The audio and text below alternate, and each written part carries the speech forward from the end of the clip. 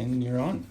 Well, hey, virtually everybody, as well as everyone here. My name's Chris Miller.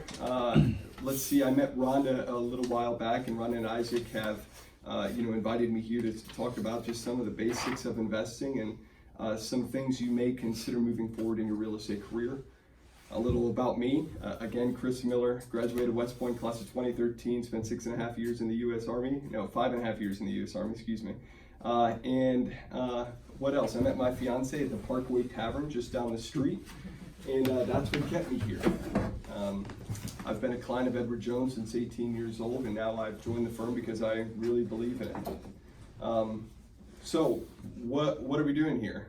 Well, first I want to say congratulations. I opened up the Tacoma Weekly, and of course, hottest real estate market in the country in May, right? So what I think here is you have a big opportunity to make some money. And what do you do with that money? Well, as realtors, I'm sure a lot of you invest in real estate, right? And that's great. That's a great way to beat inflation and to retire comfortably and ensure your integrity and independence in retirement. A lot of experts say is make sure you spread out your investments and diversify a little bit. The way that you're gonna ensure the best return with the least amount of risk is to have a little bit in the stock market, some in bonds, some in commodities. So here I'm gonna talk about some different retirement plans to utilize some of the government afforded programs to make sure that you keep as much money as you can away from the government. Don't get me wrong, I like when you pay the government. I did, at least for 9.5 years, because that's how I got paid in the military. But let's see if we can't keep some of your money, right? So if you all could open up your folders and take out the handwritten letter for all of you folks who are joining me virtually, I will make this on the line. Apostrophe S, bank account. So for all of you here live with me, if you could all write in the top right-hand corner your name and under bank account, right? And then we've got. So what I'm going to cover today is why you'd invest in something other than real estate, what some of your options are, and how you might begin doing it, right? So why? Hey, like I said, you're going to maximize your earnings with the least amount of risk to invest in something other, alongside real estate, stocks, bonds, and mutual funds. Okay, what are some of our options? Well, first, let's say for simplicity's sake that Chris Miller makes $100,000 a year, right? What do I do with that money before I cross this tax line and get up to my bank account? Well, let's start with a traditional IRA. And for all of these, I'm going to explain a pro, a con, and your contribution limits. So traditional IRA, contribution limits here are $6,000. If you could write that next to your traditional IRA, that will $7,000 if you're 50 and over. Congratulations. They just increased. It used to be $5,500. Used to be $5,500. 2019 is $6,000, which makes it easy for all of you who do dollar cost averaging. Just put a little bit away a month. $500 a month, easy. May not be good, here for the real estate crowd because you're a little bit more variable, but $500 a month. The pro here is it's low cost, right? It's easy to set up. The con, it's $7,000 a year. It's not all that much, especially if you're late to the game, right? Second one is a simple plan. You have $13,000 that you can put away a year, right?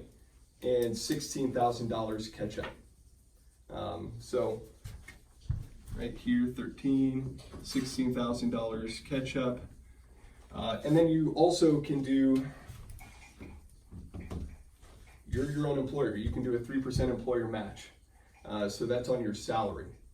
That can equal out, the maximum here is $265,000. Basically, it's about $20,000 that you can put away in total each year.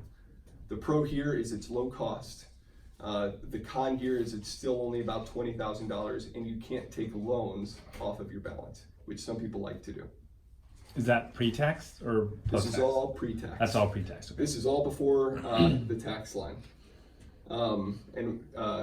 Yeah, any other, does that make sense? Oh, I'm sorry. I see a tax line. I got it now. Which, Sorry. yeah, kind of to orient you, use your tax line.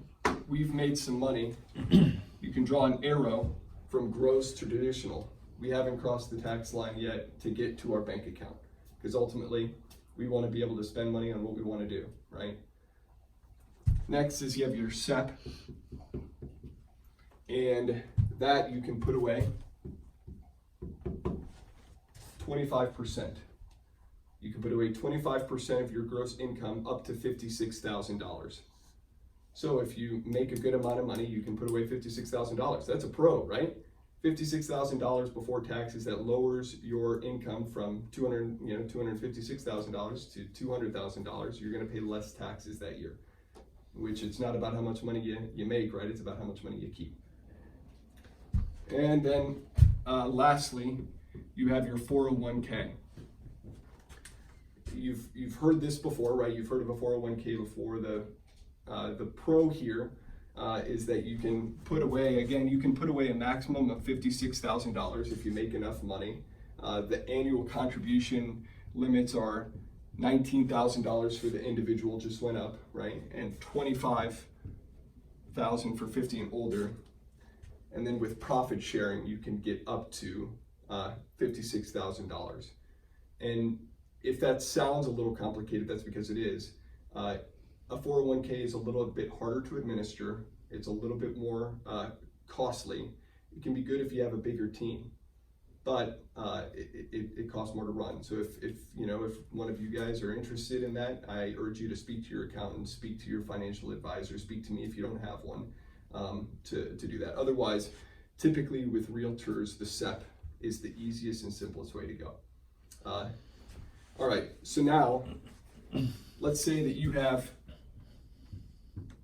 it's time to retire. You have $500,000 that you've put into this plan over the years, and you've been lucky enough to have earnings of $1 million.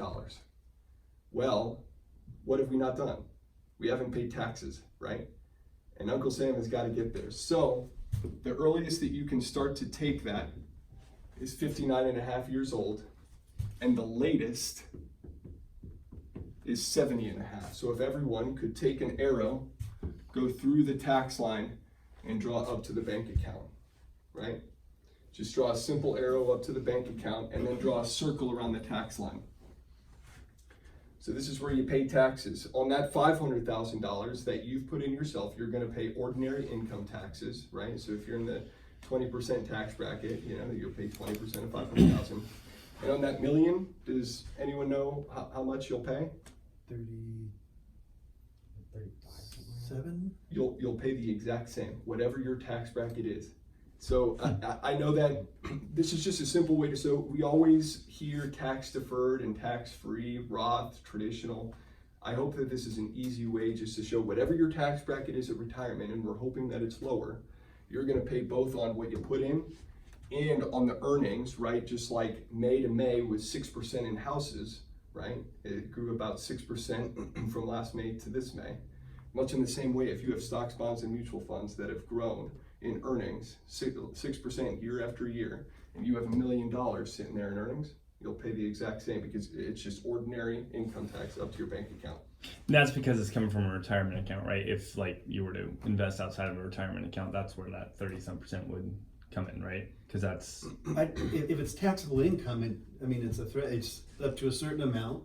You pay this percentage. On the over, you pay this, which equates to those brackets that go up. But the bracket is, it's still stepped. You're still going to pay a different percentage on a portion of that income past the tax line, correct? Exactly, yeah. And it's that tax rate, you'll pay, your 10%, and then your 12, and then your 15, right? But I'm just referring to whatever that tax bracket is at the end. okay, got it. Yeah. Okay. So next, let's discuss some of the other ones. So let's say you have $100,000 that you made in a year, right? Your other option is to you're gonna pay taxes on it immediately, every single year, right? So, you know, just like you said, right, $100,000 I'm paying, up to my tax bracket on my $100,000.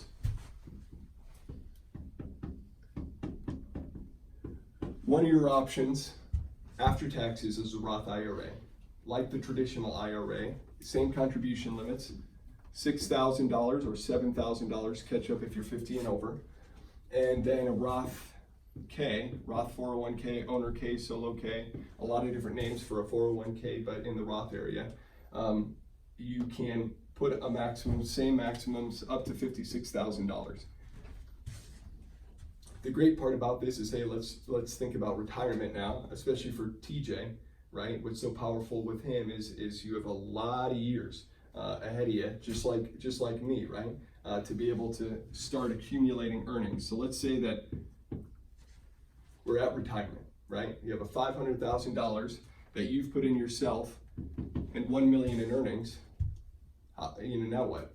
When can I start taking that? 59 and a half. But the most powerful thing is that goes straight to your bank account tax-free. You've already paid taxes on the 500,000, and the million you can just start taking over in distributions after 59 and a half years old, tax-free. So The earnings are tax-free? the earnings are tax-free. I understand that you're paying taxes before with the Roth, but then what you make on that? All the earnings are tax-free as well, which is why, but you have to pay taxes on it immediately. Right, that's understandable. That's why, like in any other kind of investment, you'd be paying taxes on both, right? Mm-hmm. You would take your money after and you would put it in the market, and there would be that whatever dividends you made or whatever investment you made, you would be paying taxes just on that portion of it. But with the Roth, that's not the same. It's tax-free, tax-free earnings, which is why it's so powerful over time, right? Even if you're late to the game, what's the kicker about these Roth areas is at 70 and a half years old in a tax deferred account, in one of these before taxes, you have to start taking it 70 and a half because the government's gonna get theirs, right? They're not gonna allow you to pass that on maybe tax-free or do something crazy with it. With Roth, let's say that you have a portion here in tax deferred and tax-free. You don't have to start taking this at 70 and a half. You can keep on letting it grow as you start depleting, let's say your SEP IRA, but you have your Roth IRA that's Still growing tax-free. still growing after 70 and a half tax-free. Also, what's great about that is Roth contributions, they don't affect things like Social Security and Medicare. Hey, for a lot of us, that's not the first thing on our mind, but for those who are getting close, those are huge because Social Security also affects your taxable income, and your taxable income affects the price of Medicare. Again, it's not about how much money you make, it's about how much money you keep. Right. So that's a conversation that you should have with your financial advisor, with your accountant, to make sure that you can, in retirement, project out what tax bracket you're going to be in. I'm not a tax expert by any means, but just something to consider. There's also an argument to be made, in my opinion, that taxes will always keep going up. That's my argument. When That's- everybody, no, do it now because it's tax deferred. It's Right, like, 'cause you're well, why making- would I want to do that if it's Right. If I'm going to pay 38% in 10 years when I'm only paying 24% now? My mother is going through that right now. I never understood the argument. Well, I think that the idea is, well, if you're doing well right now and you're making $150,000 a year, $200,000 a year, you're in a pretty high tax bracket. Mm-hmm. So people think, well, when I retire, I'm not going to be making that much, so I'll be in a lower tax bracket. But the question is, What are those brackets? what look are like? those brackets going to look like when you And retire? I think it's reasonable to assume they're going to be higher than they are now. I would say history would back that up. Yeah. And also, you may consider Social Security. Right now, it's projected, I think, 2036, the fund to be depleted. Well, I bet you Congress isn't going to let Social Security be depleted. I bet they're just going to change the rules. I mean, just another variable to think of. Legislation is probably going to change. We don't know what that variable is, but Roth money's tax-free. I don't understand that, but I like it. Oh yeah, no, I know. That's It's exactly hugely what I powerful. said. Why would the government not want, unless they're, it's like an early payment instead of penalty. It's an early payment incentive. Yeah, exactly. Pay us now, Pay us now, and then we won't so we have the charge you money, later. and then, yeah, exactly, that's. Instant gratification now. And they just open up. I mean, it used to just be a Roth IRA. Now you have a Roth 401k that you can stash away 19,000, 25,000, no questions asked if you're over 50, 56,000 with profit sharing. But Anybody else notice that he looks at me when he talks about over 50? He looks directly at me. Does anybody notice that he just talked to TJ Yeah, it's about like, having a there's lot one of end of time? the excuse, you guys are fine, but the two of us are being Yeah, singled out. exactly. Oh man. well, this is pretty much everything that I have concerning what different options that you have, and now how might you get started? Well, the last thing I have is, if you open up your folder again, I've got the Investment Company of America. That's like the Apple has their iPhone. Capital Group is the company, and Investment Company of America is the mutual fund. That's the product that this particular mutual fund, I just brought it because they're like Edward Jones. They don't have shareholders, so it's a great company that doesn't chase a dollar. It's been around since 1934, right? So it's been around a long time, and it does really well for its investors. If you turn to page 6, when was the last time that somebody talked to you about a mutual fund, what it is and how it works? Recently for me, but that's great. Well, I'll just make this quick. Here you'll see about 150 companies that Investment Company of America invests in. Right there are 75 of the largest. Right here I've got 75 number 2 Ticonderoga pencils. What's a mutual fund? It's a basket of investments. You spread out risk so that it's hard to break. Ken, what's the likelihood that one of these companies here is either not going to be on this list because the portfolio managers don't want it on there, or that it goes bankrupt over 20 years? Well, based on the little I know of mutual funds, that they've got a history of being somewhat successful. They might go up and down, but they're not as, so I would say a small percentage. A small percentage that all of these companies are not going to be around in 20 years. Oh, But I thought you said one originally. any one given company might go bankrupt in Right. 20 years, right? I mean, But you still have the strength of the rest of it. exactly. Helps carry you. So like, hey, there's the pencil, right? One company, putting all your money in one company is maybe not a great investment. Putting it all in one property, not a great investment, right? In one neighborhood. But hey, even if Lou Ferrigno came in here, right, and decided he wanted to, try his hand at this, all I'd tell him is no investment is risk-free. But what you get with this is broad diversification over a lot of different sectors with professional portfolio managers. In fact, on the next page, you'll see the years of experience that not just one portfolio managers, but many have in this particular fund. So this is what you might decide to invest in within your retirement plan. So I've talked about why you invest, what options you might consider, right? All of these tax deferred and tax free, and then also how you might get started. What I'll end with is, hey, if nothing else, just take the basics away. 1, spend less than you make, right? That's the first goal in retirement, spend less than you make. Second, especially for realtors, have an emergency fund of at least 3 to 6 months, right? That way you're not eating into your retirement funds when you have to take penalties. And then lastly, put about 10% away on each property, or 10% a year, and you'll be fine. At this point, do you have any questions? What are your opinions on index funds over mutual funds? Because index funds obviously have less fees because they're not managed. Mm-hmm. What are your opinions on that? American funds at least has shown most of the time they can, beat the index on performance. But let's just say that you can't beat it on performance. I think index funds are great too. I mean, I don't know about you, but I go on Reddit on financial independence, retire early. I love it, and they talk about Vanguard. They talk about basically 3 funds that you can put your money in. I think it's great.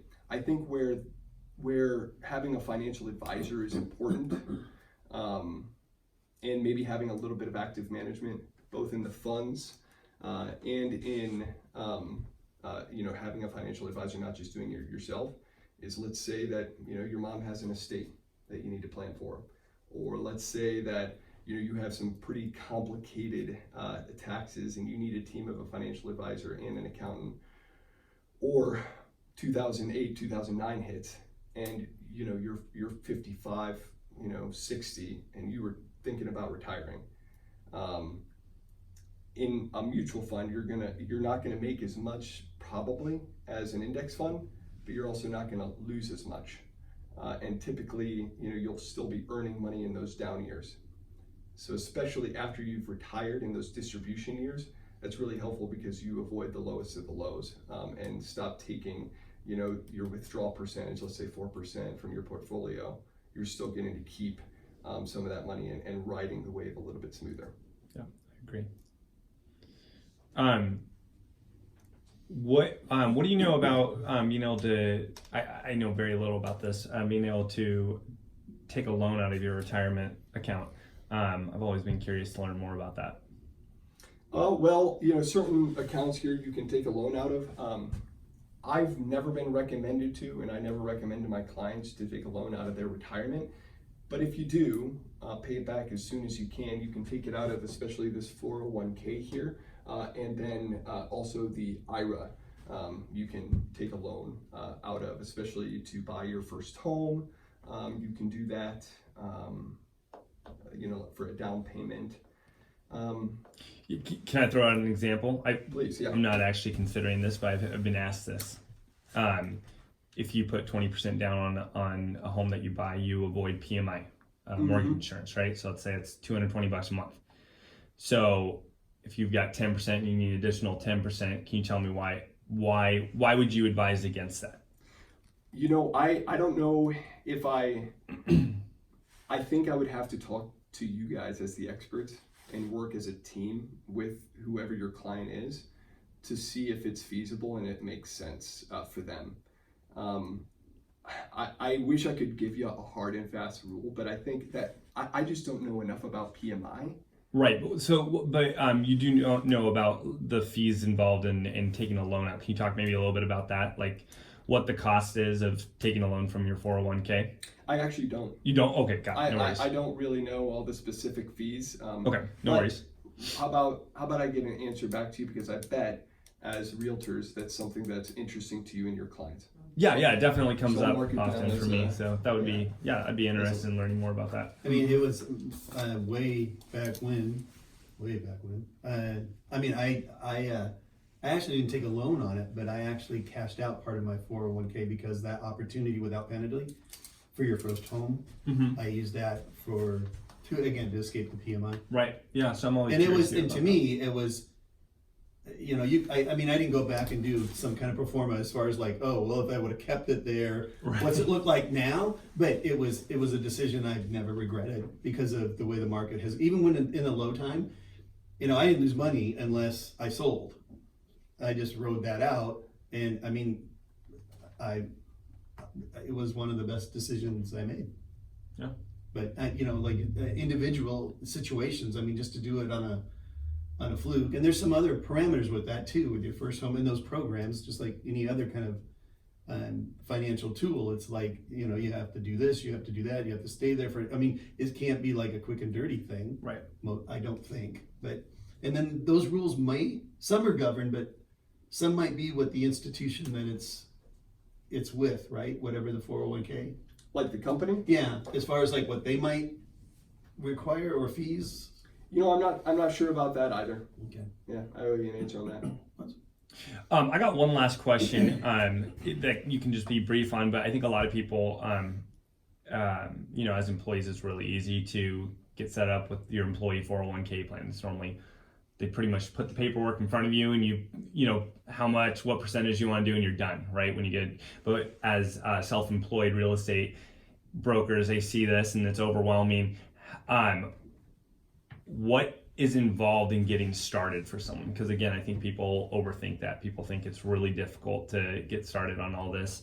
as a self-employed person? What's involved? Not like all the steps, but can you just kind of briefly talk about how you can get started on this? Sure, yeah, absolutely. And then if I could just piggyback off of that, I mean, I think for some of our newer brokers and younger, they're looking at contributing 16,000. I need I to don't live off I of. don't, yeah, I need to live, and I don't Right. have that right now. Can these accounts be set up where they can make monthly contributions up to that 16,000 or whatever? Yeah, I love that. Isaac, we got to talk on the phone, and on Rhonda's point, you automatically contribute to your account. Great. It happens and you don't see it. I think that's the most powerful way to invest, especially for younger people, because you don't even see it. It automatically gets invested. You don't need to worry about what am I going to spend this money on? How do I save? It's just gone, right? Right. But then on getting started, one, really all you need is your social security number, your, to someone like me to get that set up, your annual income, and then your birthday. Those are just the three basic things. But more importantly, the thing that someone like me is going to look at is this appropriate? Is how much you're like, hey, this is how much time you have until you want to retire. This is what your budget is now. This is what you think your budget is going to be in retirement. This is how much you should think about saving per month. And you may not be able to do that right now, right? Especially if maybe you have a complicated situation. You've got kids. You've got other expenses. You've got debt. Well, and the uncertainties of being younger too. They don't know what it's going to cost when they have kids. Mm-hmm. So. Yeah, absolutely. But I mean, something that someone told me when I was 18 and I started my Roth IRA was, they said, even if you can just do $50, and that was it. When I was 18 years old, I was working at a Starbucks, and that's all I did, just $50 every month out of my bank account. Even if you just do that, it's shocking how time works in your favor. So I mean, everyone should really consider just putting a small amount. That's a great point. Yeah, $50 a month, as little as that. Yeah. So is there a minimum deposit for anybody who's thinking about, starting some of this? Is there a minimum to get started? No. Okay. The short answer, no. You could even do $10 a month to Oh, get I thought started. The minimum is $50 a month, but there's to invest, in a mutual fund. But let's say that you put $10 away into a cash account until it hits $50 in 5 months, and then you slide it over automatically. Now, it's not. It doesn't even. You don't even need to think about it. It just Right. happens. You just set it up. But either you can learn that yourself, or you can talk to somebody like me. Yeah. Awesome. Cool. Well, thank you for coming in. Yeah. Appreciate it. Absolutely.